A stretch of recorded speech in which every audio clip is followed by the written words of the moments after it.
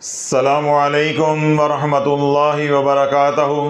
میں ہوں ڈاکٹر حامد شافی اور آپ دیکھ رہے ہیں شافیہ سوشل میڈیا۔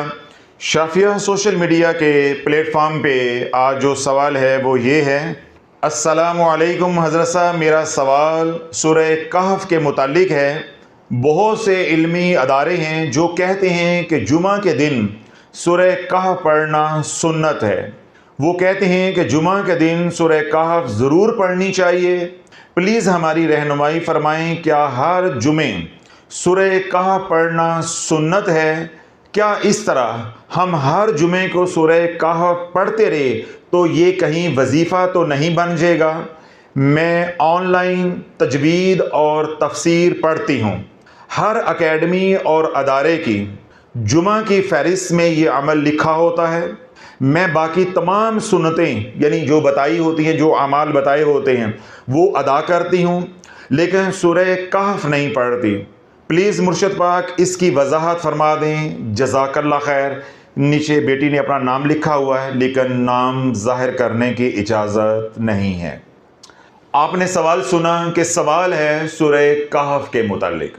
آپ اس بحث سے باہر نکل آئیں کہ سورہ کہف پڑھنا سنت ہے یا سنت نہیں ہے۔ فی الحال آپ اس بحث سے باہر نکل آئیں۔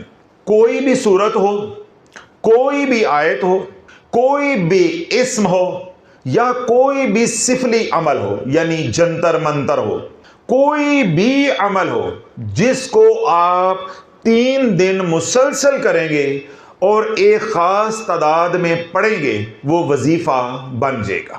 میں نے انتہائی آسان ترین آپ کو جواب دینے کی کوشش کی ہے کہ کوئی پڑھا لکھا نہیں بھی ہے تو اسے بھی سمجھ آ جائے کہ وظیفہ کیا ہوتا ہے۔ آپ لوگوں کے ذہن میں یہ بات بیٹھی ہے کہ وظیفہ ایک خاص شکل میں کسی عمل کو کرنے کا نام ہے۔ ہاں ہوتا ہے، ہر وظیفے کا اپنا طریقہ ہے، ہر وظیفے کی اپنی شرائط ہے۔ کیونکہ عمومی سوال ہے تو میں نے عمومی جواب دے دیا ہے۔ کوئی عمل ہو، کوئی قرآن کی سورت ہو، سورہ کہف کی بات نہیں کر رہا، 114 سورتوں میں سے کوئی بھی سورت ہو اور 114 سورتوں کی جو آیات مبارکہ ہیں ان آیات مبارکہ میں سے کوئی بھی آیت ہو، اور 99 اللہ کے صفاتی نام ہیں ان میں سے کوئی بھی صفاتی نام ہو، ٹھیک ہے؟ اور اسی طرح کوئی سفلی عمل ہے، کوئی جنتر ہے، کوئی منتر ہے، آپ نے اس کو ایک خاص تعداد میں 1 بار، 3 بار، 5 بار، 7 بار، 21 بار، 41 بار وغیرہ وغیرہ خاص تعداد میں آپ نے 3 دن مسلسل پڑھا، وہ وظیفہ بن جائے گا۔ اب میں اور آسان کر دیتا ہوں۔ آپ نے سورہ یاسین ہے، 3 دن آپ نے 1 بار روزانہ پڑھی، اب یہ وظیفہ بن گیا۔ سورۃ واقعہ ہے، آپ نے بعد نماز مغرب اور عشاء کے درمیان یا رات سونے سے پہلے کسی وقت بھی 3 دن سورۃ واقعہ پڑھی، وہ وظیفہ بن گیا۔ اسی طرح سورہ محمد اکثر خواتین پڑھتی ہیں، سورہ فتح پڑھتی ہیں، سورہ رحمان پڑھتی ہیں۔ کوئی بھی سورت آپ نے 3 دن پڑھی، اب وہ وظیفہ بن گیا۔ اب تمام شرائط وظائف کی لاگو ہو کر رہے گی، اب تمام شرائط وظائف کی لاگو ہو کر رہیں گی۔ پہلا مسئلہ تو یہ ہے کہ آپ کو یہی معلوم نہیں ہے کہ 3 دن آپ نے سورہ یاسین پڑھی، اب اس کے ساتھ کون کون سی شرائط لاگو ہونی ہے، آپ کو تو یہی معلوم نہیں۔ اب ان شرائط میں سے ایک شرط کیا ہے کہ اب آپ ایک وقت میں ایک سے زیادہ وظیفہ نہیں کر سکتے۔ اب ہمارے ساتھ قباحت کیا ہے یا المیہ کیا ہے کہ ہم نے سورہ کہف کو تو پیچھے چھوڑ دیا، وہ تو ہفتے میں 1 بار ہے، جمعے کے جمعے ہے۔ آگے ہم نے سورہ یاسین کو بھی وظیفہ بنا لیا، سورۃ واقعہ کو بھی وظیفہ بنا لیا، اس طرح سورہ رحمان کو بھی وظیفہ بنا لیا، پھر ہم نے سورہ فتح اور سورہ محمد کو بھی وظیفہ بنا لیا، کئی سورتوں کو وظیفہ بنا لیا۔ اور جنہوں نے کم از کم سورتوں کا انتخاب کیا ہے انہوں نے 5 سورتوں کا انتخاب کیا ہے، یعنی 5 سورتیں بن گیا ہے۔ پہلی غلطی تو یہ ہے کہ شرائط پوری نہیں ہے۔ دوسری غلطی کیا ہے کہ ایک ہی وقت میں کئی وظائف شروع کر لیے۔ البتہ جب ہم نے عملیات کو سمجھانا اس کی باریکیوں کا ہمیں ادراک نہیں تھا. ہم نے صرف فضائل سنے اور جاہل مولویوں اور پیروں نے اس امت کو صرف فضائل سنائے، روح کا نہیں بتایا کہ عملیات کی روح کیا ہے، عملیات کی شرائط کیا ہیں. یا اللہ کے نبی علیہ الصلوۃ والسلام نے ایک ہی پریشانی کے جو اتنے وظائف دیے ہیں، اس کے پیچھے حکمت کیا ہے. انہوں نے فضائل سنائے، ہم نے سارے ہی پڑھنے شروع کر دیے. ہم ہوس کے مارے حریص لوگ ہیں. ہم نے کہا سورہ یاسین بھی پڑھو، سورہ واقعہ بھی پڑھو، سورہ رحمان بھی پڑھو، تاکہ میرے بچے جلدی امریکہ چلے جائیں. بچے امریکہ نہ گئے، بچے آوارہ ہو گئے، بازاروں میں پھرنا شروع ہو گئے، یا پاگل خانے میں چلے گئے، یا انہوں نے کسی کو قتل کیا تو جیل میں چلے گئے. بچے امریکہ نہ گئے. ہم نے یہ سارے وظائف یا ساری صورتیں پڑھنا شروع کر دی کہ میری بیٹیوں کی اچھی جگہوں پہ شادی ہو گئی. بچیوں کی اچھی جگہوں پہ شادیاں تو نہ ہوئی، وہ گئیں تو یوں واپس آئیں. وہ گئیں، کوئی 2 مہینے بعد واپس آ گئی، وہ 4 مہینے بعد واپس آ گئی، کوئی 6 مہینے بعد واپس آ گئی. اور جو واپس نہیں آئی یا جس کے پاس واپسی کا راستہ نہیں ہے، میری اس بیٹی سے پوچھو کہ کس عذاب میں وہ زندگی گزار رہی ہے. ماں نے وظیفے پڑھے کہ میری بیٹیاں سکھی ہو جائیں گی. آج بیٹیوں سے پوچھو کہ بیٹیاں کتنی سکھی ہیں. اللہ بولو، جب آپ ایک سے زیادہ عمل کرو گے اور ان 2 اعمال کی یا 3 اعمال کی یا 5 اعمال کی جتنے آپ کر رہے ہو، ان کا مزاج آپس میں نہیں ملے گا، آپ ٹنگے جاؤ گے. شافعی نے اتنی بات سمجھائی ہے، بس کچھ بھی نہیں ہوگا، کچھ بھی نہیں ہوگا. 4 عذاب آئیں گے، زیادہ نہیں آتے. کتنے آئیں گے؟ 4. پہلا عذاب، جب صورتیں پڑھو گے، میں ایک مثال بھی دے دیتا ہوں، پھر اگلی بات بھی سمجھا دیتا ہوں. اکثر گھروں میں عورتوں کا کیا کہنا، اکثر مرد بھی دن میں سورہ یاسین پڑھ رہے ہیں اور رات کو سورۃ واقعہ پڑھ رہے ہیں. اب میرا سوال ہے، اللہ کے نبی علیہ الصلوۃ والسلام نے سورہ یاسین خیر و برکت کے لیے دی، رزق کے لیے دی، سر آنکھوں پہ. اللہ کے نبی علیہ الصلوۃ والسلام نے سورہ واقعہ کس کام کے لیے دی ہے؟ کبھی سوچا، کبھی شرم آئی ہے کہ اللہ کے نبی علیہ الصلوۃ والسلام نے جس اپنے غلام کو یا سائل کو یا صحابی کو جو عمل دے دیا، اس نے پھر اس عمل کے علاوہ کوئی عمل نہیں کیا. کیا یہ بات منبر سے بتانا ضروری تھی کہ نہیں تھی؟ صرف سورہ یاسین کے فضائل بیان کرنا ضروری تھے یا سورۃ واقعہ کے فضائل بیان کرنا ضروری تھے؟ جب ہم نے فضائل کو باریکیوں کے بغیر بیان کیا عوام الناس کے سامنے، عوام لالچی ہوتی ہے، عوام جاہل ہوتی ہے، عوام حریص ہوتی ہے. میں نے کیا کہا؟ انہوں نے کہا یہ بھی پڑھ لو، یہ بھی پڑھ لو، یہ بھی پڑھ لو. اللہ منو، اگر تھوڑا سا بھی آپ کو شعور ہے، تھوڑا سا بھی آپ کو علم ہے، آپ کا گلا خراب ہو جاتا ہے. آپ ایک وقت میں 2 ڈاکٹروں کا علاج کرواؤ گے یا ایک ڈاکٹر سے علاج کرواؤ گے؟ ایک ڈاکٹر سے علاج کرو. اسی طرح ڈاکٹر نے اگر آپ کو ایک اینٹی بایوٹک لکھ کر دی ہے تو آپ ایک اینٹی بایوٹک کھاؤ گے یا 2 کھاؤ گے؟ ساری باتیں آپ کو سمجھ آ رہی ہیں. لیکن جب روحانیت کی بات یا عملیات کی بات ہوئی تو کیا کیا کہ ایک ہی مسئلے کے لیے 6 وظائف. اب میرا اگلا سوال ہے، اللہ کے نبی علیہ الصلوۃ والسلام نے خیر و برکت کے لیے سورہ یاسین دی. جاگتے رہیے گا. اب کیا کیا؟ خیر و برکت کے لیے، رزق کی فراوانی کے لیے، کثرت کے لیے سورہ یاسین دی. اسی کام کے لیے سورہ رحمان دی. پھر انہی مسائل کے لیے سورۃ واقعہ دی. پھر انہی مسائل کے لیے آیت الکرسی دی. پھر انہی مسائل کے لیے سورۃ اخلاص قل هو اللہ احد دی. پھر انہی مسائل کے لیے تسبیح ملائکہ دی. یہ میں نے 6-7 وظائف آپ کے سامنے گنے، جبکہ احادیث مبارکہ کی کتابوں میں جو میرے علم میں ہے 13 وظائف ہیں. کتنے؟ 13 وظائف ہیں جو اللہ کے نبی علیہ الصلوۃ والسلام نے مختلف صحابہ کو، اپنے غلاموں کو یا سائلین کو رزق کی فراوانی کے لیے دیے ہیں. مجھے یہ صرف بتاؤ، جو میں سوال کرنا چاہ رہا تھا، کہ کسی بھی صحابی رسول نے یہ 13 وظائف یا 6 یا 7 میں نے گنے ہیں، ان کو اکٹھا کیا ہے؟ نہ رتی برابر علم ہے عاملین کے پاس، نہ رتی برابر علم ہے علماء کے پاس، اور نہ رتی برابر آج کے دور میں علم ہے پیروں کے پاس. صرف فضائل. یہاں سے فضائل پڑھے، رٹا مارا اور یہاں آ کے ممبر پہ بیٹھ کے سنا دیے یا سامنے کتاب رکھ کر سنا دیے۔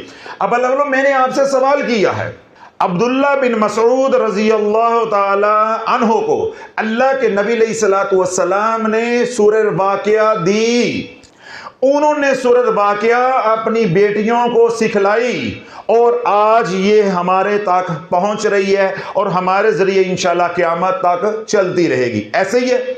اب میرا سوال پھر یہ ہے کہ عبداللہ بن مسعود کو معلوم نہیں تھا کہ سورہ یاسین بھی پڑھنی ہے اس کے ساتھ؟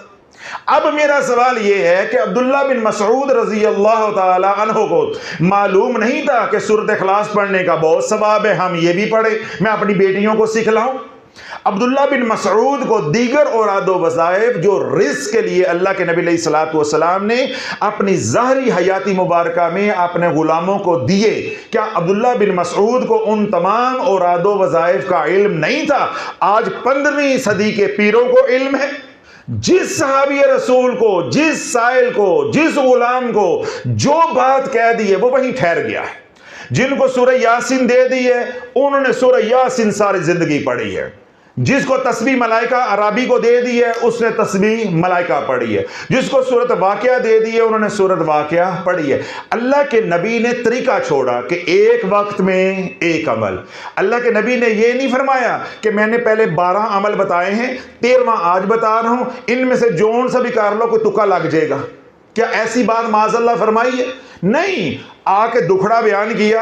اللہ کے نبی صلی اللہ علیہ وسلم نے اس کی وسعت کو دیکھا، اس کے باطن کو دیکھا، اس کی استعداد کو دیکھا، اس کی ضرورت کو دیکھا۔ جس طرح کا بندہ تھا، جس طرح کا عمل کر سکتا تھا، جس طرح کی اس کی ضرورت تھی، اس کو وہ وظیفہ عنایت کر دیا۔ یہ وسعت رحمت ہے، یہ عملیات کے علم کے اندر وسعت کا اظہار ہے، تاکہ جب یہ اعمال میرے دنیا سے جانے کے بعد میری امت میں پھیلے تو ہر بندہ ہر عمل نہیں کر سکتا۔ تو جو میری امت کے علماء ہوں گے، اہل علم ہوں گے، عاملین ہوں گے، عملیات کے ماہر ہوں گے، ان کے پاس کیا ہوگی؟ چوائس۔ ان کے پاس کیا ہوگی؟ چوائس ہوگی۔ اب میں آپ کو دلیل دیتا ہوں۔ میرا مزاج ہے آتشی، مثال دے رہا ہوں، میرا مزاج کیا ہے؟ آتشی، یعنی آگ کا عنصر میرے مزاج کے اندر زیادہ ہے۔ اب میں سورہ واقعہ اگر پڑھنا شروع کروں گا تو مجھے غصہ آنا شروع ہو جائے گا، میری طبیعت کے اندر چڑچڑا پن آنا شروع ہو جائے گا۔ اس کا کیا مطلب ہے کہ سورہ واقعہ کا وظیفہ میرے ساتھ مطابقت اختیار نہیں کر رہا۔ اب مجھے تسبیح ملائکہ سے نفع زیادہ ہوگا۔ اور اگر اللہ کے نبی علیہ الصلوۃ والسلام نے تمام اعمال ہر بندے کو دیے ہوتے تو اللہ آج ہم مجبور ہوتے کہ 13-14 اعمال رزق کے لیے ہم کیسے کر پاتے۔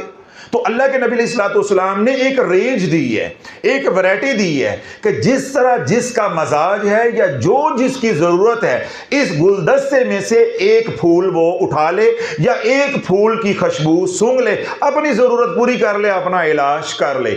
ہم کم وقتوں نے کیا کیا کہ گلدستہ ہی لوٹنا شروع کر دیا۔ ہم نے کہا پورا گلدستہ ہی اٹھا لو، اور کچھ ایسے لعنتی بدبخت کتابیں بیچنے والے اور رسالے بیچنے والے آگے کہ انہوں نے امت کو جب حریص پایا تو انہوں نے کتابیں چھاپ دی، رسالے چھاپ دیے، 5 سورتہ چھاپ دیا، پھر اپنے مسلک کا 5 سورتہ آ گیا۔ اس کے اندر من گڑت اور موضوع احادیث مبارکہ نقل کی گئیں، یعنی جھوٹے فضائل بیان کیے گئے۔ جب جھوٹے فضائل عوام الناس نے پڑھے، اب ان کی بلا جانے شرائط کیا ہوتی ہیں؟ اب وہ صبح سورہ یاسین بھی پڑھے اور شام کو سورۃ واقعہ بھی پڑھے۔ اب ان دونوں سورتوں کے مزاج آپس میں نہیں ملتے۔ جو بندہ صبح سورہ یاسین پڑھے گا، رات کو سورۃ واقعہ پڑھے گا، وہ یوں جکڑا جائے گا اس کے گھر میں، جو میں کہہ رہا تھا کہ 4 عذاب آئیں گے، زیادہ نہیں آئیں گے۔ پہلا عذاب رزق کی تنگی ہے۔ مشقت کس کے لیے کی جا رہی ہے؟ رزق کی فراوانی کے لیے۔ تو کالے کپڑوں والا کیا کہہ رہا ہے؟ رزق کی تنگی آ کر رہے گی، اور قیامت تک کا وقت ہے کہ ہمیں جھوٹا ثابت کر کے دکھاؤ۔ جب صبح سورہ یاسین پڑھو گے، رات کو سورۃ واقعہ پڑھو گے، میں صرف ابھی 2 کی بات کر رہا ہوں، 5 کی بات نہیں کر رہا۔ درمیان میں لا حول ولا قوت الا باللہ العلی العظیم کی بات نہیں کر رہا، چوتھے کلمے کی پہلے کلمے کی بات نہیں کر رہا، 1.25 لاکھ آیت کریمہ کی بات ابھی ٹھہر کر کروں گا، ابھی بات نہیں کر رہا، ابھی تو سادہ طریقے سے ڈھولکی بجانے کی کوشش کر رہا ہوں، بات سمجھانے کی کوشش کر رہا ہوں کہ اگر آج کے دور میں 2 وظائف بھی کرو گے، جس طرح صبح سورہ یاسین اور رات کو سورۃ واقعہ، رزق بڑھنے کی بجائے رزق کی تنگی آنا شروع ہو جائے گی۔ کیوں؟ سورہ یاسین کا مزاج اور ہے، سورۃ واقعہ کا مزاج اور ہے۔ سورہ یاسین کا مزاج معتدل ہے اور سورۃ واقعہ کا مزاج جلالی ہے۔ جب یہ 2 مزاج آپس میں ٹکرائیں گے تو چنگاریاں نکلیں گی۔ گھر میں میاں بیوی کا مزاج نہیں ملتا، کیا اس گھر میں خوشیاں آتی؟ اسودگی آتی ہے، اس گھر میں رحمت ہوتی ہے، اس گھر میں تو آیا ہوا رزق بھی نکل جاتا ہے۔ تو یوں جب اوراد و وظائف، ان کے جو حروف ہیں، کلمات ہیں، ان کی جو آیات ہیں، جب ان کا مزاج آپس میں ٹکرائے گا، یا آج کی زبان میں انرجی آپس میں ٹکرائے گی، درمیان میں پڑھنے والا پسے گا، اس کے بعد دوسرے بھی پستے جائیں گے۔ ہاں، اگر پڑھنے والا متقی ہے، یہاں بڑا اہم نقطہ ہے، بڑا اہم نقطہ ہے، خاص طور پہ ان مائیوں کے لیے جنہوں نے شنیل کی رضائیاں اور شفون کا دوپٹہ لے کے 5 سورتہ پڑھا ہے، ان کے لیے بڑا اہم نقطہ ہے۔ اگر پڑھنے والا متقی ہے، نہیں مزہ آیا، نہیں مزہ آیا، اگر پڑھنے والا متقی پرہیزگار ہے، گناہوں سے بچا ہوا ہے، اسے کچھ نہیں ہوگا۔ اسی لیے یہ قوم مری ہے، اسی لیے یہ امت برباد ہوئی ہے۔ مائیوں نے کیا کہا؟ میں پڑھ دی پئی ہاں، مینوں تے کچھ نہیں ہوندا، اے لڑ لڑ کے مردے جاندے پے نے، انہاں واسطے روڑی ہویاں واسطے پڑھنی ہاں، انہاں دا رزق تے کھلدا نہیں۔ اب مائی کی بلا جانے کہ مائی اپنے ہاتھوں کیا ظلم ڈھا رہی ہے۔ مائی کو کچھ نہیں ہونا، ہماری اماں کو کچھ نہیں ہونا، وہ متقی پرہیزگار، اس بیچاری نے کبھی گھر سے پاؤں باہر نہیں رکھا، نظروں کی بھی حفاظت، جو شوہر نے لا دیا اس نے کھا لیا، وہ نماز روزہ کر رہی ہے، اسے کچھ نہیں ہونا۔ جوں جوں اماں پڑھتی جائے گی یا ابا حضور پڑھتے جائیں گے، وہ انرجی گھر میں گرتی جائے گی، آپس میں بچے لڑ لڑ کے مرتے جائیں گے، لا علاج بیماریوں میں مبتلا ہوتے جائیں گے، اور ہر کام میں رکاوٹ آتی جائے گی، ہر کام میں رکاوٹ آتی جائے گی۔ یہ 4 عذاب، یہ 4 عذاب میں نے ایک ہی فکرے میں ان کو گن دیا تاکہ وقت بچ جائے۔ مائی کو کچھ نہیں ہوگا، بابے کو بھی کچھ نہیں ہوگا۔ ہاں، اگر مائی ہے سٹار پلس دیکھنے والی شفون دا دوپٹہ تے شنیل دی رضائی اگے سٹار پلس تے مائی دے گوڈے پھڑے جان گے۔ سب سے پہلا مائی شوگر کی مریضہ بنے گی، مائی کو ہارٹ اٹیک بھی ہوگا، مائی کو لا علاج بیماریاں بھی لگے گی۔ کیوں؟ اب مائی متقی نہیں ہے، وہ انرجی اس کو بھی نقصان دے گی اور اولاد کو بھی نقصان دے گی۔ اگر پڑھنے والا متقی پرہیزگار ہے تو پھر میں نے کیا کہا؟ ان شیاطین کا یا ان شیطانی اثرات کا یا اس نیگیٹو انرجی کا اس کے اوپر تو بس نہیں چلے گا۔ وہ اورا کے ساتھ ٹکرائیں گے، ٹکرا کے واپس چلے جائیں گے، جو کمزور ہوں گے ان کے اوپر جا کے ان کا بس چلے گا۔ اب کیا ہوگا؟ ماں وظیفے پڑھنے والی ہے، ماں کیا ہے؟ وظیفے پڑھنے والی، صبح سورہ یاسین، دوپہر کو سورہ فتح، پھر سورہ محمد، عصر کا سورہ رحمان، شام کو مغرب کے بعد جو ہے وہ سورۃ واقعہ، رات سونے سے پہلے سورہ ملک وغیرہ وغیرہ، اور تسبیحاں انوات کھلے وہ الگ چل رہی ہیں، ٹھیک ہے؟ تسبیحوں کا تو کوئی حساب ہی نہیں ہے، وہ الگ چل رہی ہیں۔ اب ہوگا کیا؟ ماں ہے متقی پرہیزگار یا ابا حضور ہیں متقی پرہیزگار، نتیجہ کیا نکلے گا؟ اب اس ماں کا قلبی تعلق یا روحانی تعلق اپنی بڑی بیٹی کے ساتھ زیادہ ہے۔ کیوں؟ گھر میں ایک آدھ بچہ ایسا ضرور ہوتا ہے، بیٹا ہو یا بیٹی ہو، جس کے ساتھ ماں کی ایفیلیشن بہت زیادہ ہوتی، یعنی ماں کو بہت زیادہ پیار ہوتا ہے، یا یوں آج کی زبان میں کہہ لیں کہ گھر میں ایک آدھ بچہ پیمپرڈ ضرور ہوتا ہے، لاڈلا لاڈو ضرور ہوتا ہے۔ اب بیٹا لاڈو ہو یا بیٹی لاڈو ہو، جو گھر میں ماں کا لاڈو ہے یعنی لاڈلا ہے، پھٹے اسی نے چڑھنا ہے۔ ہم نے امت کو یہ راز دیا ہے۔ کیوں؟ اس بچے کی روح کا تعلق ماں کی روح کے ساتھ ہے۔ نہیں سمجھ آ رہی؟ اب ذرا میں کسی اور لائن پہ چڑھ رہا ہوں، آپ کو سمجھ نہیں آ رہی، آپ کی آنکھیں پھٹ رہی ہیں۔ باپ کے وظیفے پڑھنے سے وہ نقصان نہیں ہوتا، عمومی نقصان ہوتا ہے، ساری اولاد کو نقصان ہوگا، کسی بچے کو بھی ہو سکتا ہے، لیکن ماں کے وظیفے پڑھنے سے بہت تیزی کے ساتھ نقصان ہوتا ہے۔ اس کی دلیل کیا ہے؟ باپ کے ساتھ اولاد کا قلبی تعلق نہیں ہوتا، روحی تعلق نہیں ہوتا۔ جب بچہ ماں کے پیٹ میں ہوتا ہے تو روح اس وقت ڈالی جاتی ہے جب حمل 4 مہینوں کا ہو جاتا ہے، تو روح ڈالی جاتی ہے ماں کے پیٹ میں۔ تو جب ماں کے پیٹ میں روح ڈالی جاتی ہے تو بچے کی روح اور ماں کی روح آپس میں کنیکٹڈ ہو جاتی ہے، آپس میں جڑ جاتی ہے۔ ہن ماں جو ٹولکی بجائے گی وہ ادھر اثر انداز ہوئے گی۔ اب ماں جو کھائے گی وہ بچے کو پہنچے گا، ماں جو کرے گی اس کا اثر بچے کو پہنچے گا۔ اب جس بھی بچے کا، بیٹا ہو یا بیٹی ہو، جو بھی لاڈلا ہو، جس کا جتنا تعلق ماں کے ساتھ روحانی یا قلبی مضبوط ہوگا اتنا ہی وہ زیادہ اجڑے گا۔ کیوں؟ ماں بار بار اس کی طرف توجہ کرے گی، بار بار اس کو سوچے گی، اس کے خیالات کے ذریعے، اس کے تخیل کے ذریعے، اس کی سوچوں کے ذریعے نیگیٹو انرجی فلو کرے گی۔ کیوں؟ ادھر نیگیٹو انرجی ہے، پازیٹیو انرجی نہیں ہے۔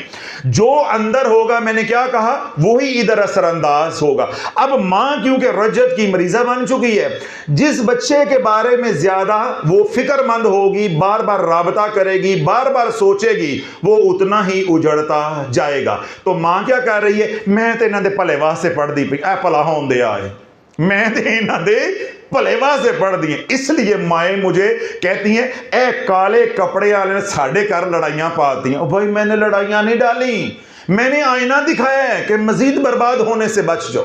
نبی کے طریقوں کو بھی سمجھو اور طریقوں کی روح کو بھی سمجھو، صرف فضائل نہیں پڑھنے۔ اگر بات فضائل پہ ختم ہوتی ہے، میں بڑا کڑوا سوال کرنے لگا ہوں، اس کڑوے سچ کو برداشت کر رہے ہیں باپ نے، اگر بات فضائل کی ہے تو کہاں مر گئے وہ مولوی، کہاں مر گئے وہ پیر؟ جب ایران اور اسرائیل کی جنگ ہو رہی تھی اور اپنے پاسپورٹ جمع کروا رہے تھے کہ ہمیں فلسطین بھیجو، ہمیں غزہ میں بھیجو، ہم نے جہاد کرنا ہے، جہاد کے فضائل نوجوان نسل کو سنا کے اکسایا جا رہا تھا اور عمرہ سے ہدیے لیے جا رہے تھے، چندہ اکٹھا کیا جا رہا تھا۔ شافی کا سوال یہ ہے، تب تمہارے فضائل کہاں چلے گئے تھے؟ اگر بات فضائل پہ ہے، اب تو موقع تھا، اب تو موقع تھا۔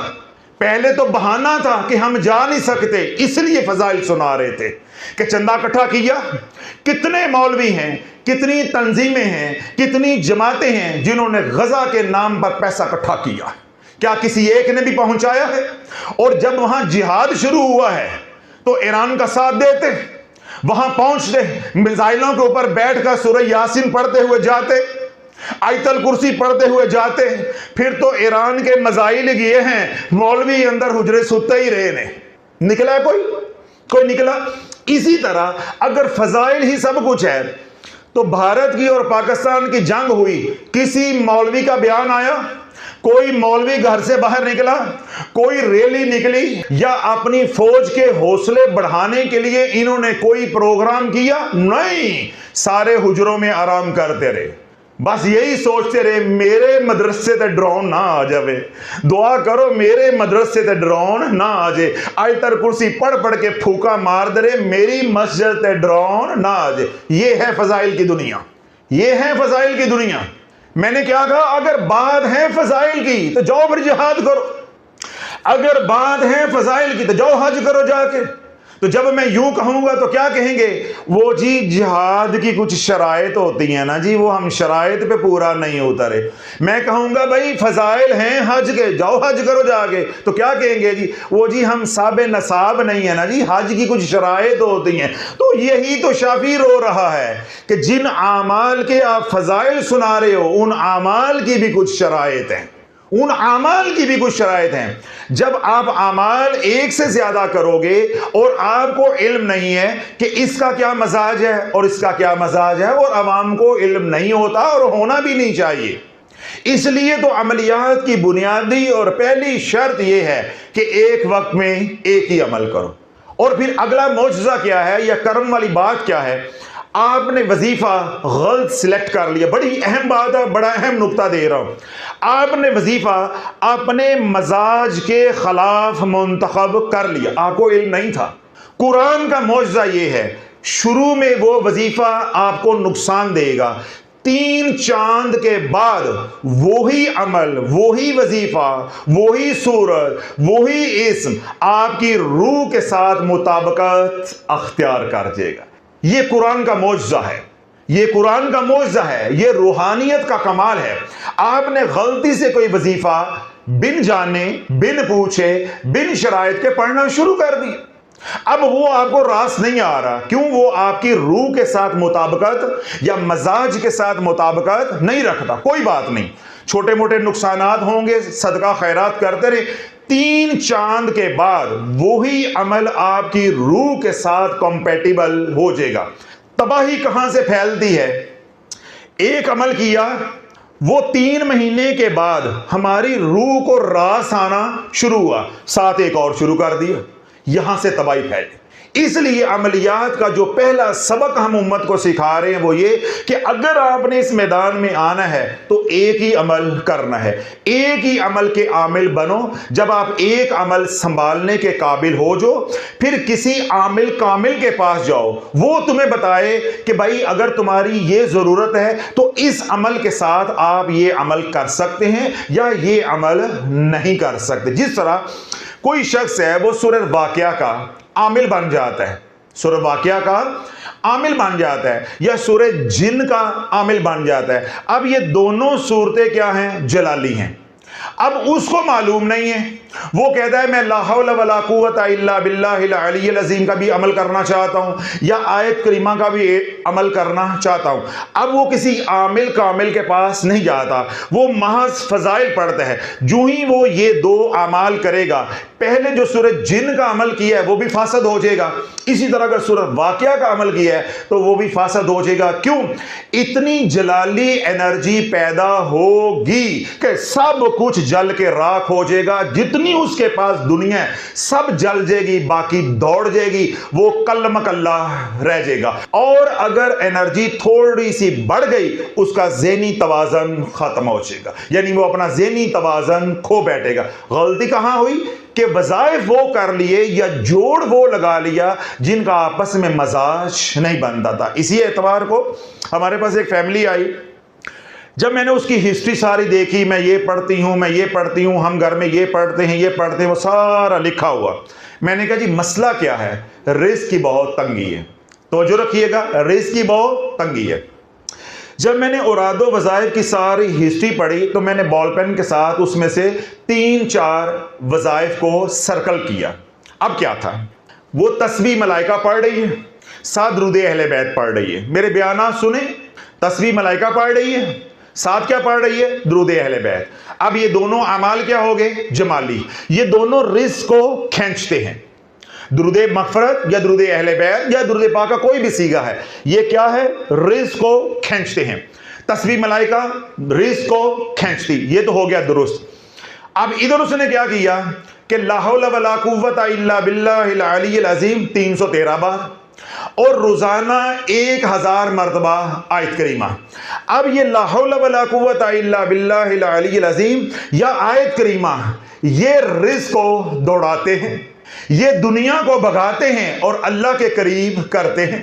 لا کچھ نہیں رہ جاتا الا اللہ, مگر اللہ, سب کچھ لٹ جاتا ہے.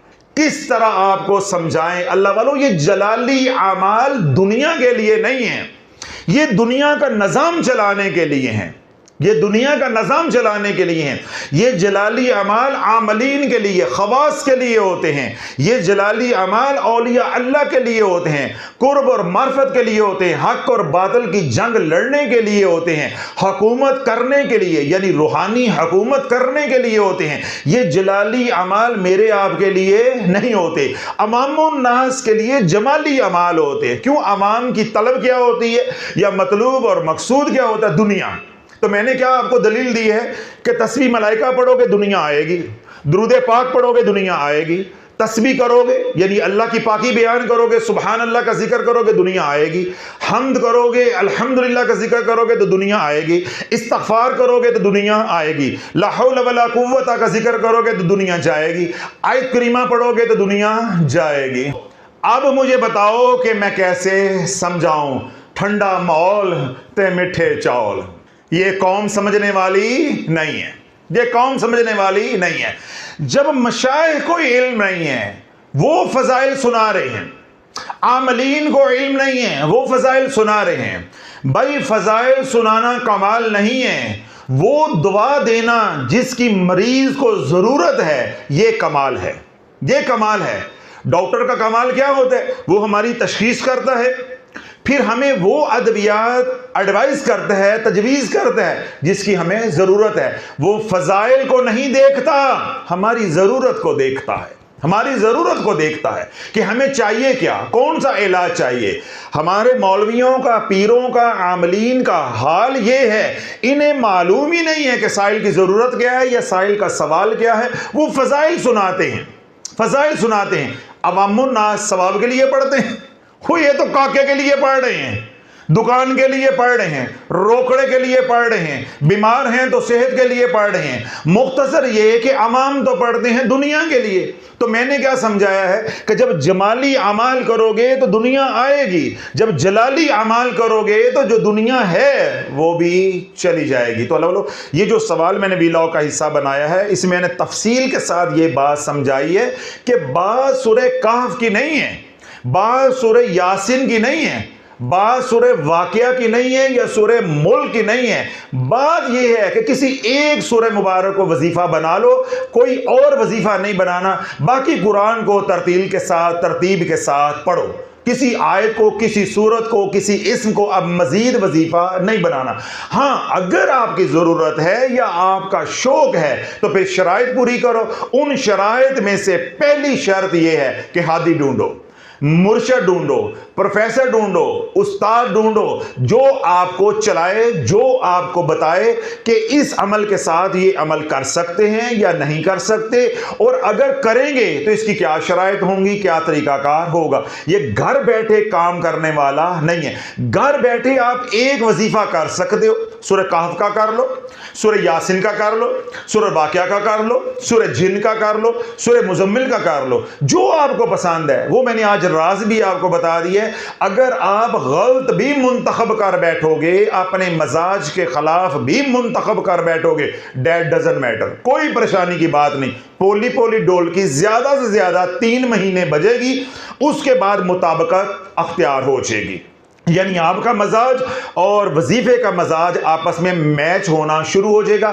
آپ کی انرجی، اورا کی اور وظیفے کی انرجی کافی حد تک آپس میں میچ ہو جائے گی۔ اب اسی عمل سے آپ کو نفع ہونا شروع ہو جائے گا۔ اب آپ نے ایک عمل بن مرشد کے، بن ہادی کے، بن استاد کے، بن پروفیسر کے کر لیا، کر سکتے ہو، دوسرا نہیں کر سکتے، دوسرا نہیں کر سکتے۔ جو ہی آپ نے دوسرا کیا، ممکن ہے وہ آپ کے مزاج کے ساتھ تو کمپیٹیبل ہو، لیکن پہلے جو عمل کیا ہے وہ اس کے ساتھ کمپیٹیبل نہ ہو، کچھ بھی نہیں ہوگا، ٹنگے جاؤ گے، کچھ بھی نہیں ہوگا۔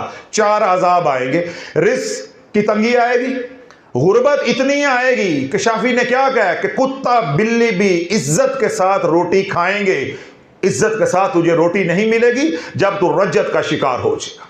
گھر میں لڑائیاں ہوں گی، قتل و غارت ہوگی، خلا اور طلاق تک معاملات جائیں گے۔ اگلی بات کیا ہے کہ بیماریاں چھوٹی چھوٹی، بعد میں لا علاج بیماریاں۔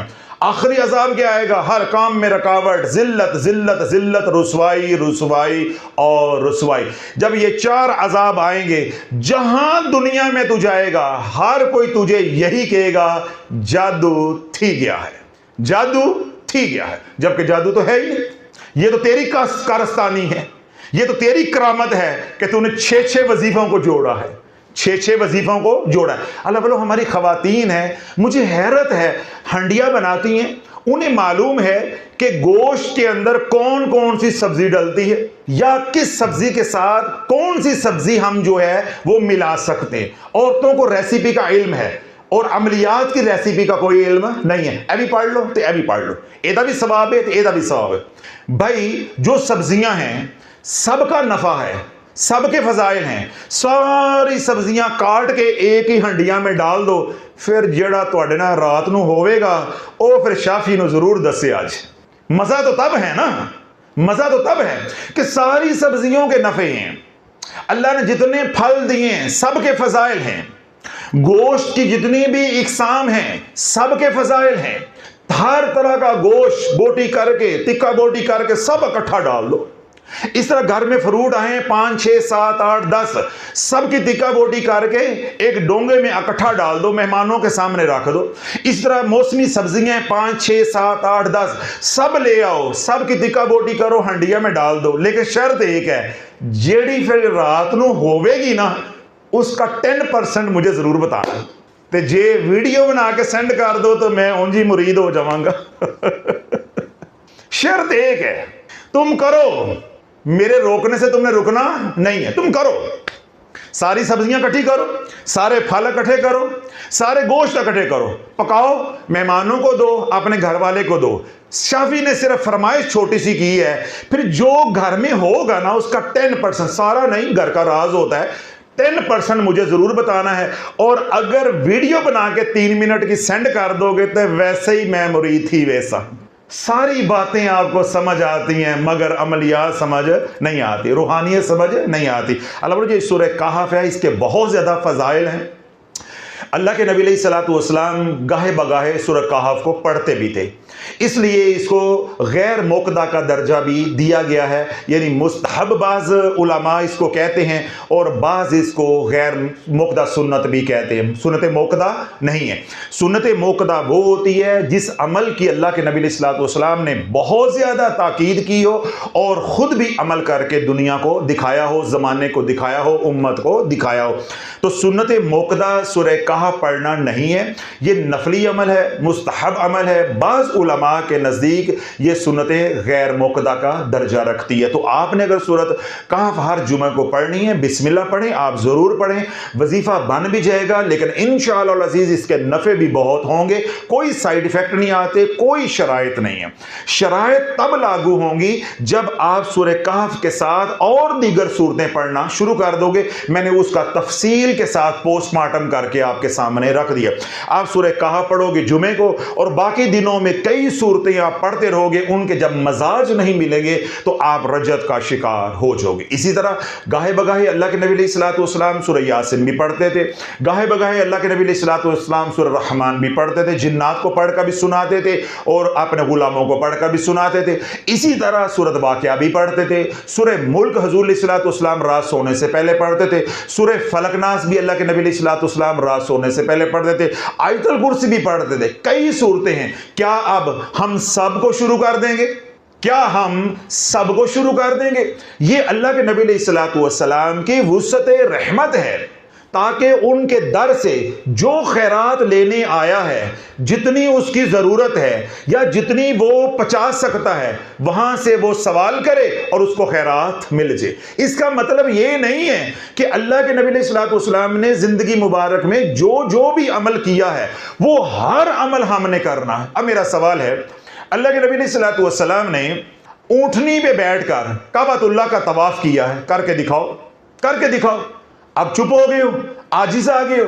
اللہ بولو اسی طرح کئی سنتیں ایسی ہیں, کئی اعمال ایسے ہیں یا کئی دعائیں ایسی ہیں ہم چاہ کے بھی نہیں کر سکتے, ہم چاہ کے بھی نہیں کر سکتے, اور نہ ہی سب پہ عمل کرنے کا حکم ہے. اتنا ہی کرنا ہے جتنا ہم کر سکتے. آخری بات اور بڑی اہم بات, رب فرماتا ہے یا ایھا الذین آمنوا اذکروا اللہ ذکرا کثیرا, اے ایمان والو کثرت سے اللہ کا ذکر کرو.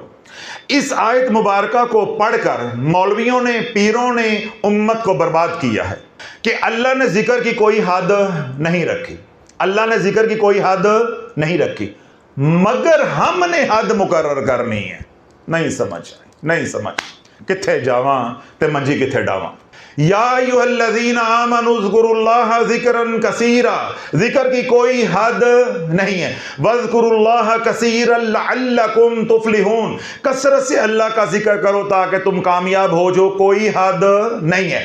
یہ حد اللہ کی طرف سے نہیں ہے, ہم نے حد مقرر کرنی ہے. اب میں دلیل دیتا ہوں. یہ دسترخوان لگ گیا, اس کے اوپر 15 کھانے لگے ہیں, کتنے کھانے لگے؟ 15۔ کس کے لیے لگائے ہیں؟ مہمان کے لیے۔ اور کس نے لگائے ہیں؟ میزبان نے۔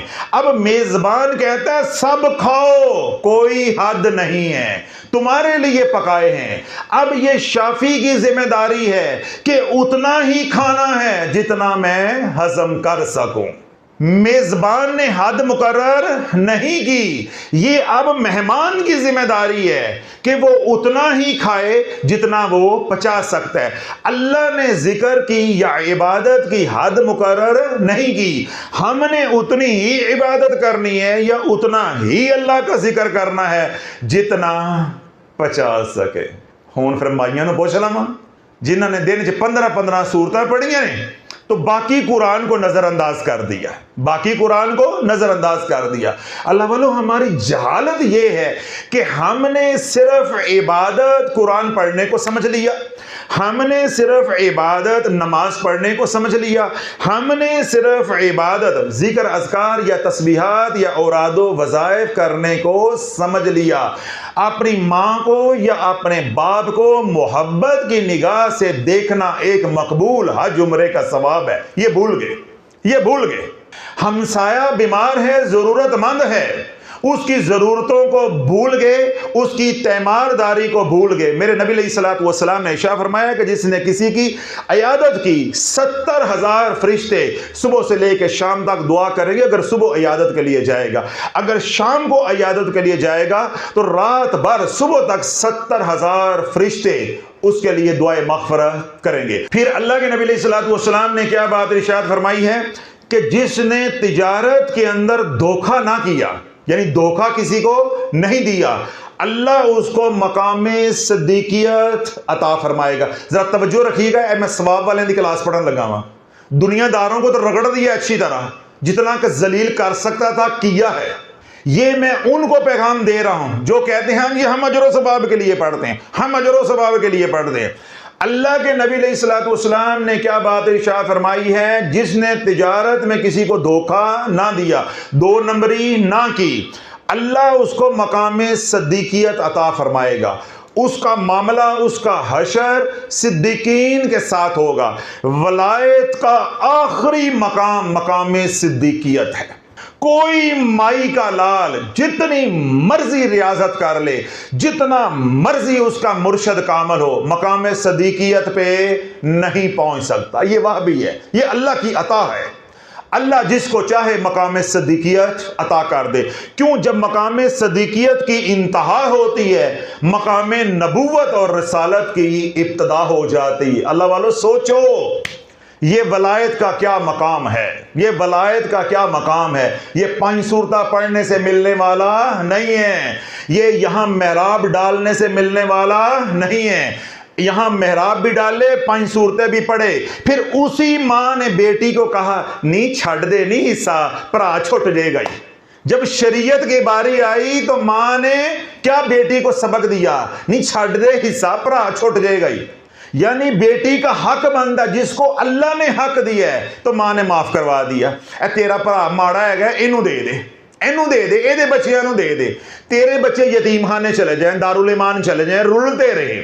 جو اللہ نے شریعت بنائی ہے مائی نے اپنے ہاتھ میں لے لی، باپ نے اپنے ہاتھ میں لے لی۔ یہاں پہ 2x2 کا محراب ہے، یہاں پہ ڈالا ہوا، چلے لگائے ہوئے ہیں، ریاستیں ہو رہی ہیں، تسبیحاں ہو رہی ہیں، مرشد کے در کی خدمت ہو رہی ہے۔ لیکن جب شریعت کا حکم آیا تو یہ اندر سے نکلا، یہ اندر سے نکلا۔